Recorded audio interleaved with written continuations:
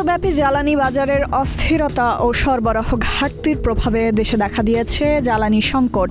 বিদ্যুৎ উৎপাদনে চাপ, জ্বালানির মূল্য বৃদ্ধি এবং সীমিত সম্পদের কারণে সরকারকে নিতে হচ্ছে নানা সাশ্রয়ী ও নিয়ন্ত্রণমূলক পদক্ষেপ। এই সংকট মোকাবিলায় দৈনন্দিন জীবনযাত্রা থেকে শুরু করে অর্থনৈতিক কর্মকাণ্ডেও আসছে উল্লেখযোগ্য পরিবর্তন, যা দেশের সার্বিক পরিস্থিতিতে নতুন চ্যালেঞ্জ তৈরি করছে।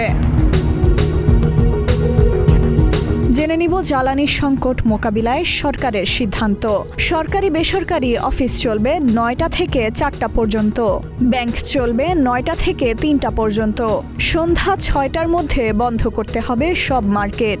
বিয়েবাড়ি সহ সব জায়গায় নিষিদ্ধ সব ধরনের আলোকসজ্জা। আগামী ৩ মাস সরকারি অর্থায়নে সব ধরনের সরকারি সফর বন্ধ। ৩ মাস সরকার কোনো ধরনের যানবাহন ও কম্পিউটার কিনবে না। জ্বালানি মোকাবিলায় কাজাখস্তান থেকে তেল কিনবে সরকার। শিক্ষা প্রতিষ্ঠানের বিষয়ে সিদ্ধান্ত রবিবার।